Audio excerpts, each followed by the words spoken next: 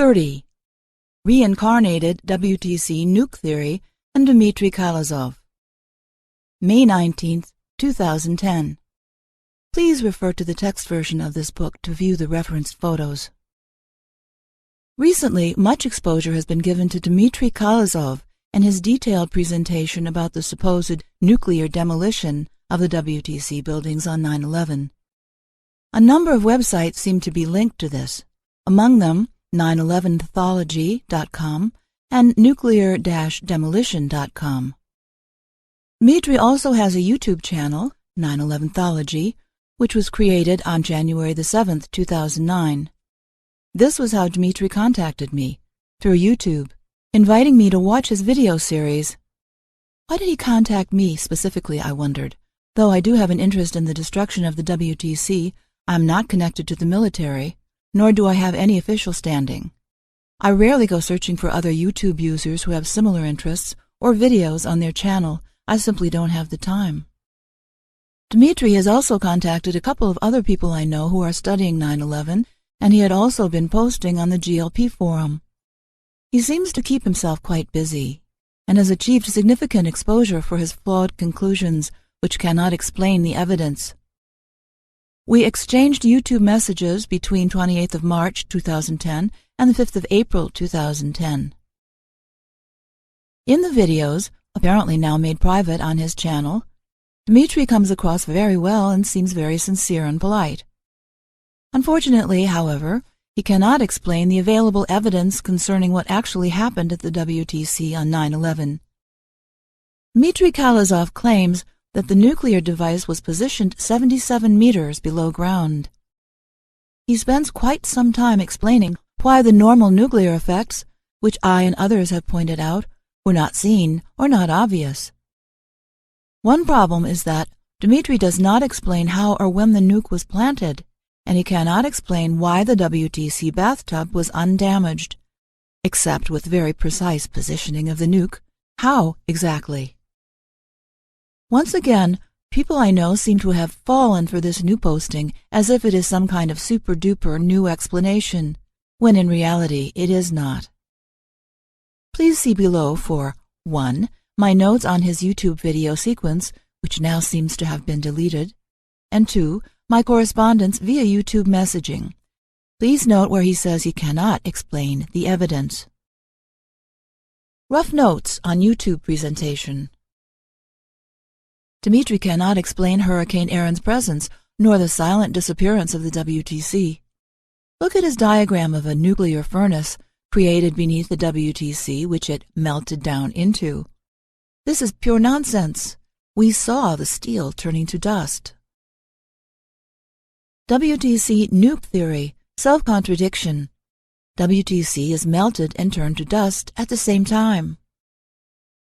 Those watching Khalezov's analysis can easily be taken in by the authoritative-looking diagrams and presentation.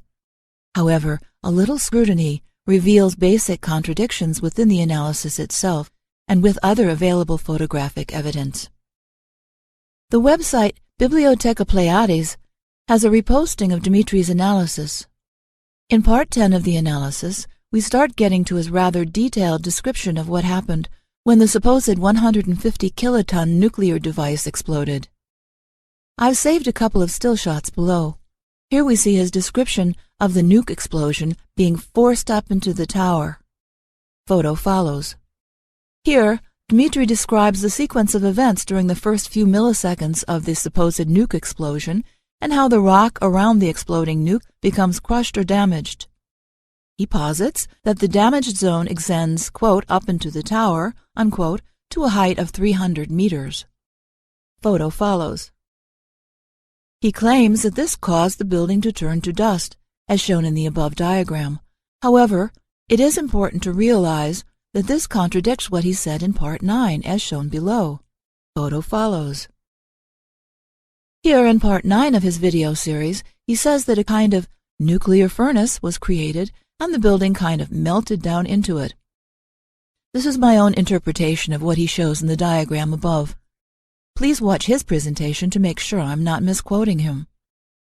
So the contradiction is, how can the building melt down into the furnace, yet also turn to dust. Additionally, the idea that heat and melting would solely be confined to the structure of the WTC is rather difficult to swallow. Such intense heat would radiate out into the surroundings. Also, as we can see in the photos below, the basements survived. At no point did they form part of a nuclear furnace. Photos follow. How were the people able to walk around in there and not be irradiated or burned or both so soon after the event? Look at the second photo. Where is the evidence of such high heat? This alone completely negates the validity of this latest variant of the WTC Nuke theory. Some correspondence with Dimitri Khalezov and 9/11thology. This is a short section of some lengthy correspondence with Dimitri. 2. 9/11thology. Re-invitation. Hello, Dimitri. Thanks for your message and invitation. I may try to watch the video, but I am intrigued to know if it addresses these basic points of evidence discussed here in this email exchange. My website, checktheevidence.com, is referenced here. Also, do you have any connection or have you communicated at all with Ed Ward, MD, in relation to the WTC destruction? Over 40 points of explanation need to be addressed, and Dr. Judy Wood's website is referenced here. Finally, what legal or similar challenges will you or your associates be making or initiating based on what you know? Thanks. Andrew. Dimitri replies, Dear Andrew, to answer your question, yes, I read attentively your mail exchange, and yes, I could assure you that you will not feel sorry for spending your precious time to watch the discussed movie. Don't forget that those whom you call nukers are merely conspiracy theorists that are not much different from thermiters or nanothermiters. They simply guess without actually knowing anything. Here, you have totally different approach. You deal with a former officer of the Soviet nuclear intelligence who is firstly a specialist, at least to a certain extent, in actual underground nuclear explosions, who could easily explain to you all their properties. Secondly, who is an eyewitness who can confirm, even could confirm under oath in front of a court of law, that inbuilt nuclear demolition scheme of the WTC and that of the Sears Tower existed long before it was implemented on 9/11.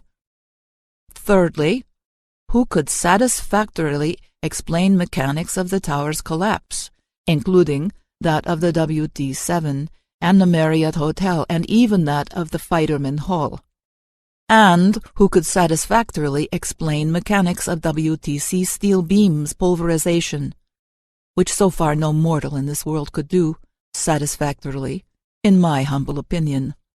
See the difference?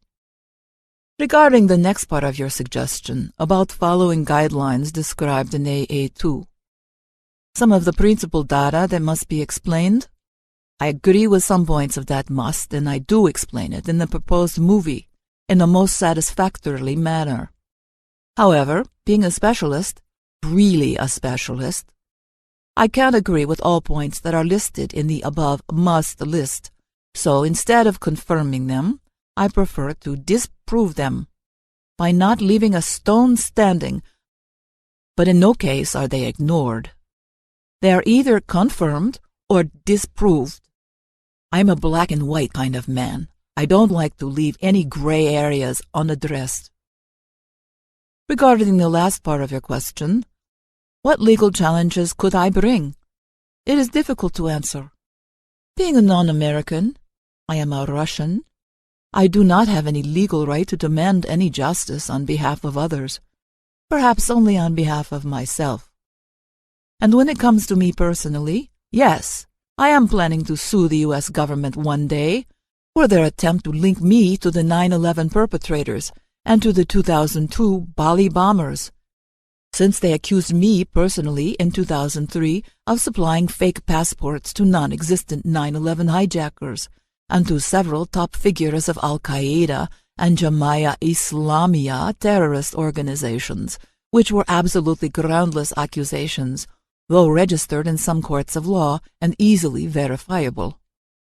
However, since I knew from my former service, the Soviet nuclear intelligence, of the existence of the built-in nuclear demolition scheme of the WTC, which existed from the beginning of the 70s, being designed by the Controlled Demolition, Inc., I could testify that before the court of law, if anyone asked me to do so. Besides, I could testify to other sensitive details of the 9/11 perpetration because I personally knew some of its top planners from the Mossad. I mean personally, not by hearing some rumors about them. I could provide also some legal documents regarding some top Mossad figures' participation in the 9/11 and regarding how some U.S. officials and French secret services managed to cover them up. In case it helps, I could do it. Finally, just watch the movie. It is all there. I realize you are a busy person, but this movie is worth seeing. By no means will you feel sorry for spending your time watching it. But there is one warning. You have to watch it very attentively and all the 26 parts. Thank you for your kind attention. Sincerely yours, Dimitri.